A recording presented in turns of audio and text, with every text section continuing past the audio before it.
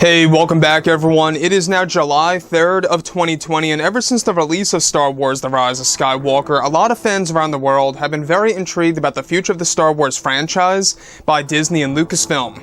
This is Mike Zero. Make sure to subscribe if you're new to the channel for future Star Wars content.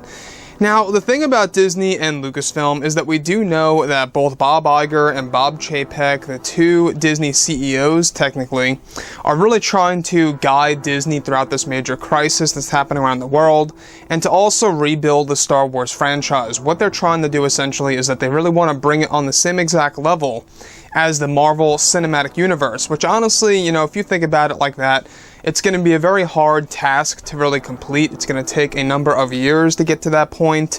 A lot of, hit success pieces that are going to be in the form of TV shows or movies or books, novels, whatever it may be.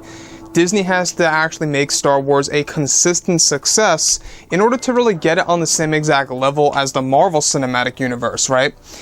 Now, the thing about the sequel trilogy, of course, when we look at the sequel trilogy, it was a very on and off set of 3 Star Wars films. The Force Awakens really started it all.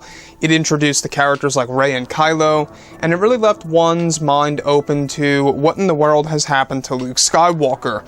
The Last Jedi came around and answered those questions, and a lot of us were very upset of how they actually used the character of Luke and how they focused on the story in a specific way. The Rise of Skywalker was just a mess because it was all reshoots and rewrites, and it felt like a real jumpy movie in the very first act of it, at least. However, there were a lot of scenes in there that I really did respect and really enjoyed. I've got to be honest. I mean, that movie was more so like an emotional roller coaster where it's like, I love it, I hate it, I love it, and so on and so forth. So, with that being said, what's really intriguing all has to do with the fact that with both Disney and Lucasfilm now finished with The Rise of Skywalker, they are now focused on their new Star Wars trilogy of films, as well as the new Star Wars universe in general. It's explained that Bob Iger and Bob Chapek are focused on developing multiple plans in order to reunite the fans around the world, in order to create a better and brighter future for the Star Wars brand. However, behind the scenes, it's explained that many of the actors are very annoyed with Lucasfilm's Kathleen Kennedy, who deleted many of the original scenes for Episode 9. Now, it's noted that behind the scenes, actor Adam Driver was very angry and annoyed with Kathleen Kennedy for deleting many of his original scenes that he worked on as Ben Solo in a major fight against Emperor Palpatine. The fight was described to take place on the world of Exegol between Ben Solo and Palpatine in a one-on-one lightsaber duel, where Ben Solo was going to use both his mother's lightsaber and his grandfather's lightsaber. In both, of course, he would actually eventually split them into 2 single blades, Palpatine, of course, for the sabers for Sidious. Now, the fight was going to last around 7 minutes in length and was going to be a very long saber duel between the 2 iconic characters in the Star Wars universe. This was all deleted by Kathleen Kennedy, and the scene took Adam Driver roughly 3 months to train for with Ian McDiarmid and his stunt doubles to really get the scene done correctly. Let me just say one thing here, is that this scene in particular would have been by far, I think, one of the most legendary scenes in Star Wars history. I don't know why they got rid of this.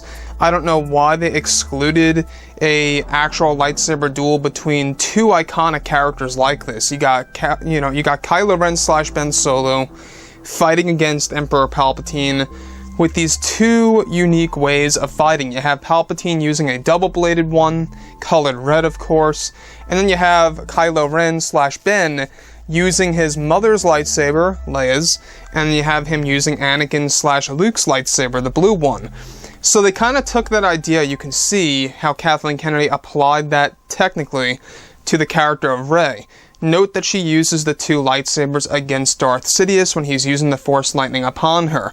However, in the cut that we got, there's no lightsaber used for Emperor Palpatine at all. And that was the one thing that I think really disappointed me and a lot of fans out there. Now, given, I do respect the fact that JJ believes that Palpatine is so powerful he doesn't really need a lightsaber. I can understand that, and I can understand where some of you guys out there are coming from. But a lot of people grew up with the prequels, and there's no denying that. A lot of people grew up with those movies by George, and they got to witness Palpatine using the lightsaber in those 2 big saber duels. We're talking about Palpatine versus Mace, and of course Palpatine versus Yoda. where he's more so in his true form in a sense, right? And that to me was probably one of the most iconic duels, Palpatine versus Yoda, in the actual Skywalker saga. They could have really done that to the next level here in Episode 9 if Kathleen Kennedy did not shut everything down. So I can understand Adam Driver's frustration. I can also even understand Ian McDiarmid and how he also trained for a very long time for this scene. Granted that he was not really doing all that much action. He had a lot of stunt doubles on hand, but he still had to train with the dialogue, you know, trying to get the scene down with Adam on set, and he had to be there. So, like I've said before in the past, guys, you know, drop a comment below. Let me know what you think about all of this in the comments, and if you guys did enjoy the content for today, do make sure to drop a thumbs up on this video to support the channel. I thank you all so very much for the kind support, and I'll catch you guys next time.